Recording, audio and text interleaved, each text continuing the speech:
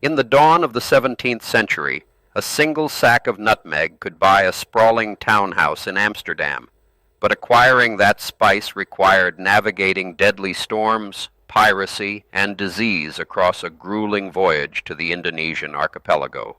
The mortality rate for these maritime expeditions hovered near 50%, transforming global commerce into a lethal lottery. A merchant could become unimaginably wealthy overnight, or face total financial ruin before their ship cleared the Cape of Good Hope. This extreme volatility paralyzed economic growth. Private syndicates funded individual voyages, meaning a single sunken hull wiped out family fortunes. The capital required to arm and provision a merchant fleet far exceeded the capacity of any solitary investor. To capture the immense wealth of the Asian spice trade, European merchants needed a mechanism to absorb catastrophic losses without collapsing their domestic economies. The solution arrived through an unprecedented consolidation of capital. In 1602, the Dutch government forced competing syndicates to merge, creating the Dutch East India Company, known by its Dutch acronym, the VOC. This was a state-sponsored monopoly designed to crush foreign competition. The founding charter granted the enterprise exclusive rights to trade east of the Cape of Good Hope, handing over half the globe to a private enterprise. To finance this colossal ambition, the VOC introduced a financial mechanism that permanently altered human history. Instead of raising money for a single voyage, directors invited the public to invest in the company itself, funding a continuous operation.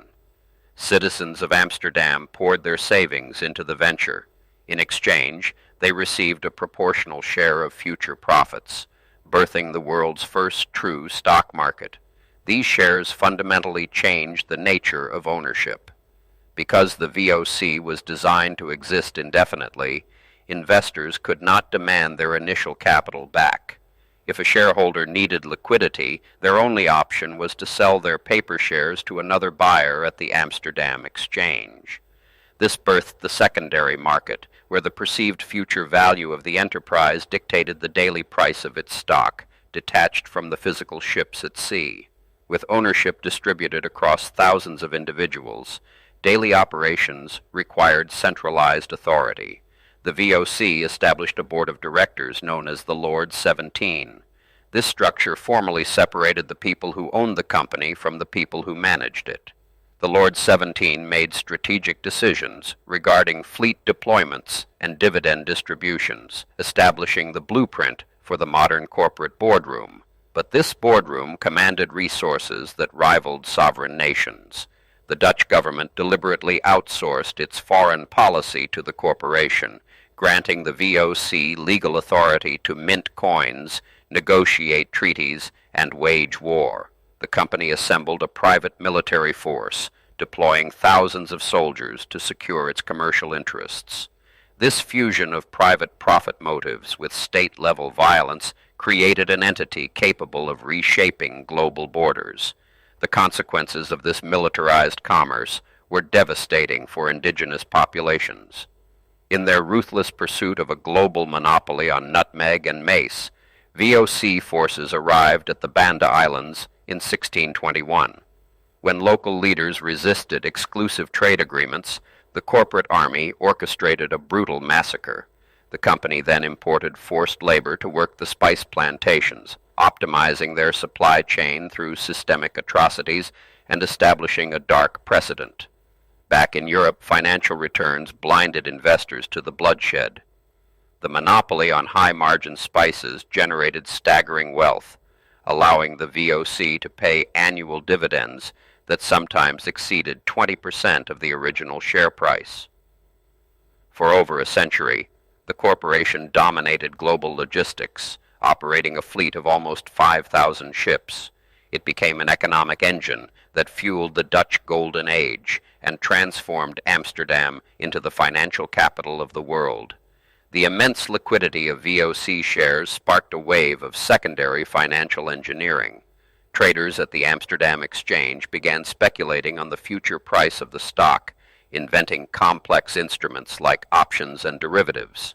Speculators engaged in short selling, borrowing shares to sell them high with the hope of buying them back cheaper when the market dipped.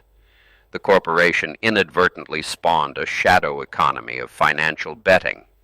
Yet the very structure enabling this unprecedented growth harbored a fatal flaw. The separation of ownership and management birthed the principal-agent problem, an economic dilemma where the incentives of corporate directors diverged from shareholder interests. VOC officials stationed in Asia were vastly underpaid, incentivizing rampant smuggling and off-the-books trading. Company executives prioritized their own illicit enrichment over the long-term health of the enterprise, hollowing out the corporate treasury.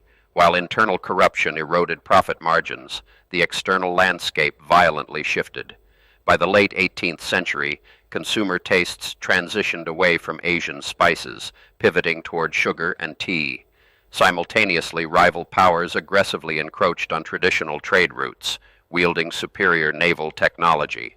The monopolistic moat that had protected the Dutch enterprise for generations rapidly evaporated under the pressure of globalized competition. To maintain the illusion of prosperity, the Lords 17 made a catastrophic financial decision. They continued paying massive dividends to shareholders, even when underlying operational profits could no longer support the distributions.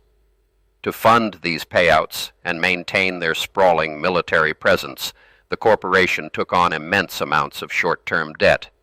The most powerful company on earth effectively transformed into a geopolitical Ponzi scheme, borrowing against a future it could no longer control.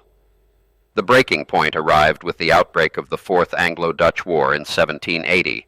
British naval blockades severed vital shipping lanes between Europe and Asia, instantly cutting off the VOC from its primary revenue streams.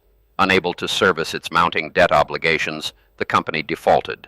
The financial contagion threatened to collapse the entire Dutch banking system, forcing the government to intervene.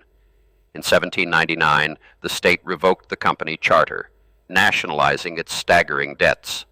The implosion of the enterprise sent shockwaves through the European economy, destroying generational wealth and permanently diminishing Dutch geopolitical influence. The collapse demonstrated a terrifying new reality of the modern era. A single corporate entity had grown so massive and so deeply intertwined with a nation's financial infrastructure that its failure posed a systemic risk to the state itself. The concept of a company being too big to fail was born. Despite its ignominious end, the structural innovations pioneered by the VOC permanently rewired global commerce. The mechanisms of joint stock ownership, limited liability, and secondary trading exchanges became the foundational software of global capitalism. Every modern multinational corporation operates on the legal and financial architecture engineered by those 17th century Dutch merchants. They proved that pooling capital and distributing risk could unlock logistical achievements previously thought impossible. Today, we see the echoes of that early market dominance in the unchecked influence of modern corporate behemoths. While contemporary companies do not command private navies, they exert profound control over global communication networks, supply chains, and consumer data. The tension between vast corporate power and state regulation remains as volatile now as it was during the height of the Dutch Golden Age. The story of the Dutch East India Company is the ultimate cautionary tale of economic innovation. It reveals how the brilliant mechanics of distributed risk and capital formation can build unprecedented global prosperity, while simultaneously enabling monumental hubris. The VOC did not just invent the stock market or the modern corporation. It unleashed an economic engine that remains the most powerful and potentially destructive force in the modern world.